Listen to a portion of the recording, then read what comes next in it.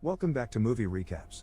Today I will show you a drama, mystery, thriller film from 2009, titled The Box. Can I have a welcome back to the jungle 7 septillion 7? I want to try this one. The virus movie recap is really good. It's about one of the best virus outbreak movies, Contagion. I'll watch both of them. Welcome back to Movie Recaps.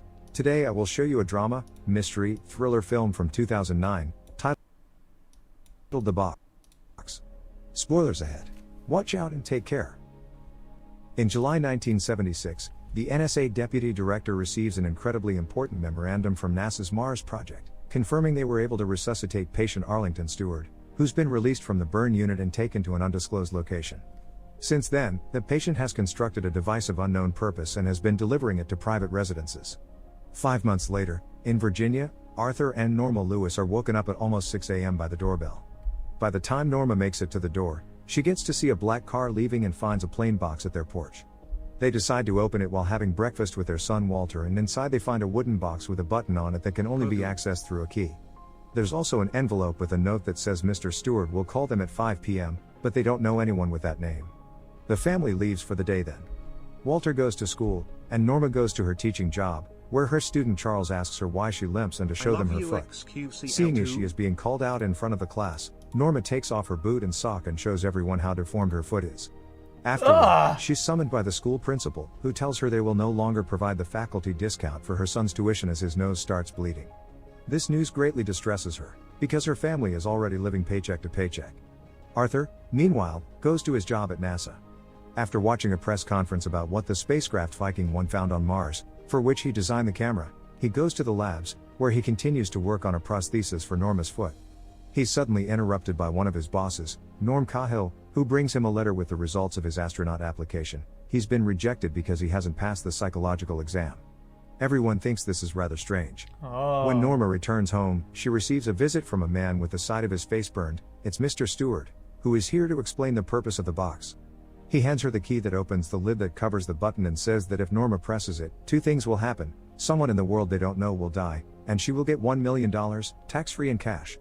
As proof of his intentions, he gifts her a $100 bill before detailing the rules. He isn't allowed to disclose any information about the identity of his employers. Norma isn't allowed to discuss the details of this with anyone except Arthur, and she has 24 hours to make her decision.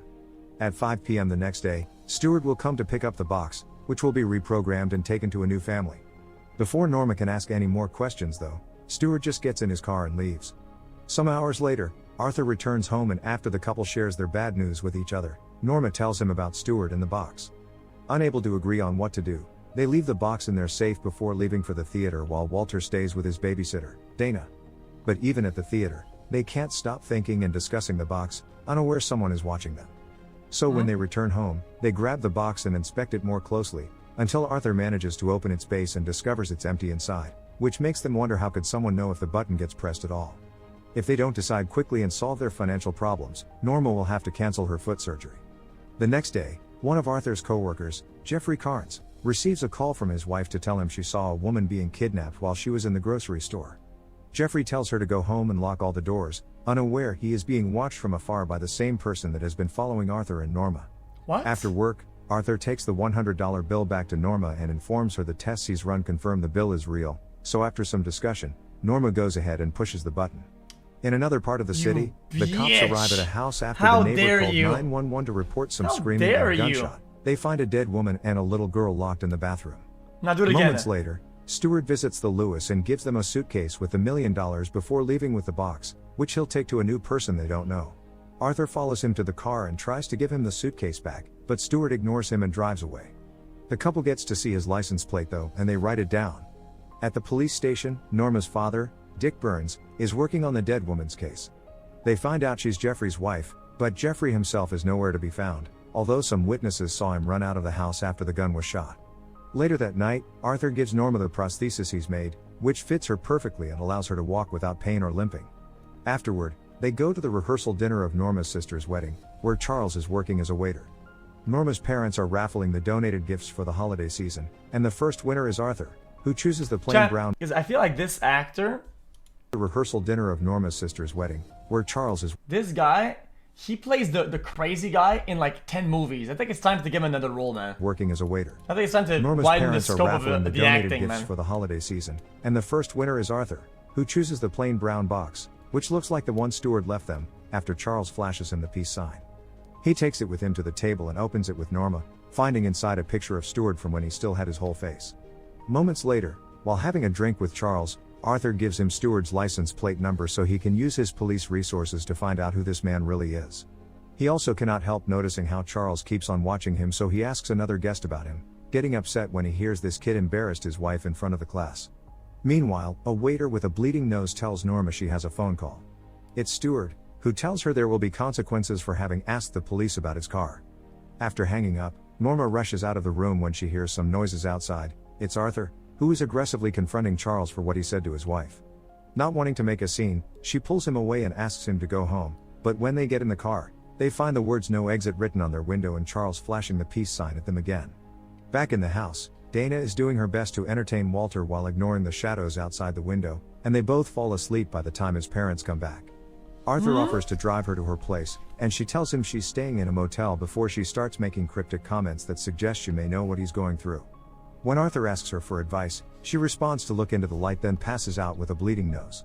Trying to find some information to help her, Arthur looks inside her bag and finds an ID that says her name is actually Sarah Matthews, which he puts away in his pocket as Dana wakes up and starts freaking out, telling him he needs to leave because it's not safe for him there.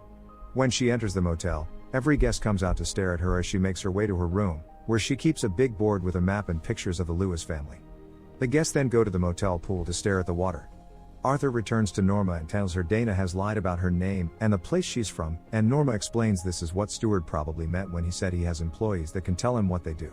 While looking at Stewart's picture, Arthur realizes he's seen him before and rushes to look at a poster of the first Viking trip to Mars. Stewart is there as one of the workers of the mission. The next day, Stewart calls Norma to warn her about possible consequences again. Norma asks him to meet in person, and when Stewart tells him he's in his backyard, Norma notices a random man outside, staring at her with his mouth open. Stewart hangs up on her at his hidden office behind NASA's wind tunnels. One of the NSA employees goes to see the NASA bosses to demand even more things, this time asking for the hangar and the lunar lander for activities he isn't allowed to explain but that will involve NASA employees. Kyle isn't happy with this, but he has no choice but to accept. Arthur visits Dick at the police station to see if he has any news about the license plate, which turns out belongs to an NSA car.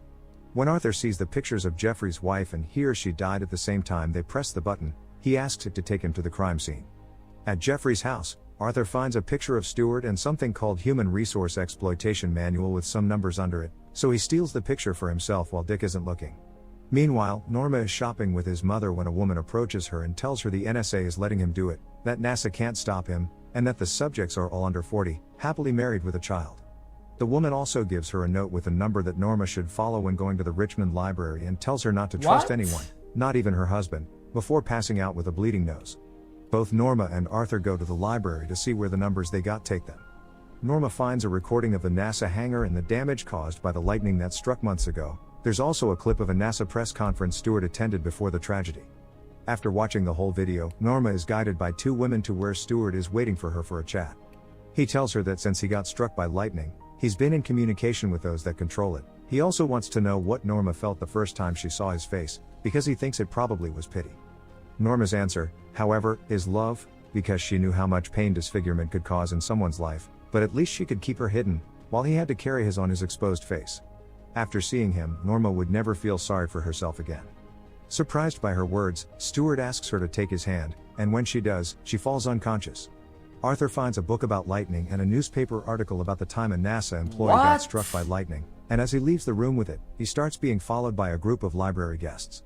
He tries to leave through the reading room, but the people there also stand up to look at him, and his way is blocked by Stewart's wife, Clemeny, who tells him the library is for employees only and that they are all being tested.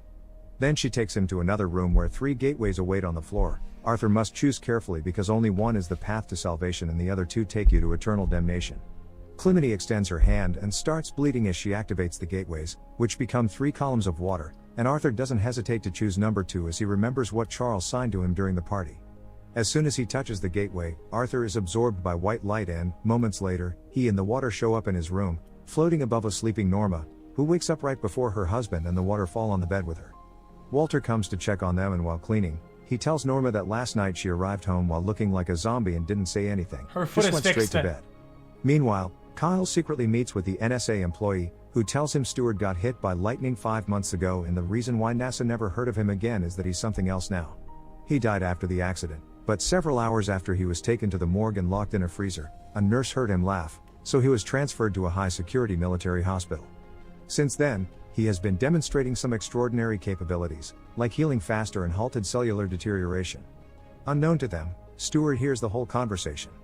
Later, when asked by the NSA employee why he chose a box, he explains that homes, cars, and TVs are boxes, and they all erode the soul and the body, which is also a box that when it dies, is put in yet another box. Stewart's test can be passed by not pressing the button, and these tests will be what will help his employers decide the fate of humanity. Nearby, all employees like Dana are being guided into a white light to prepare for another test in Massachusetts later at night. The Lewis family goes to Norma's sister's weddings, and while dancing, Arthur describes the light to Norma as a warm embrace, not here or there, but something in between, with no despair in the human heart. As always, they're being followed by Stewart's men, but when Arthur starts feeling sick and goes outside, it isn't an employee that gets in his way, it's Jeffrey. Threatening him with a gun, Jeffrey tells him it's too late for him but Arthur can still save himself and gets him in the truck with him. Walter and Norma, noticing he's missing, try to go after him, but a group of men arrive and kidnap them both. In the truck, Jeffrey shows Arthur some classified documents that said people with frontal lobe hemorrhage cannot be treated as employees. This is Stewart's weakness, he hasn't found a way to get into people's minds without them noticing. He has all important agencies like the FBI Guys, under his what control, the fuck is but happening he can here? be killed. They've taken Arthur's son to the motel the same way they took Jeffrey's daughter, and he's being lowered into the pool, which is another gateway. Jeffrey had to kill his own wife for the sake of his daughter, who went through the same thing and Stewart made him choose between them. The truck comes to a stop when they find a man dressed as Santa Claus blocking the road, and they're suddenly hit by another vehicle, revealing Santa to be one of the employees. When the police arrive, however, they only find Jeffrey's body inside the truck. Arthur suddenly finds himself leaving a NASA hangar, and waiting there for him is Cahill, who tells him whatever he does next will have greater ramifications than he can possibly imagine. Arthur and Norma are taken back to their home, where Stewart is waiting for them with a final test.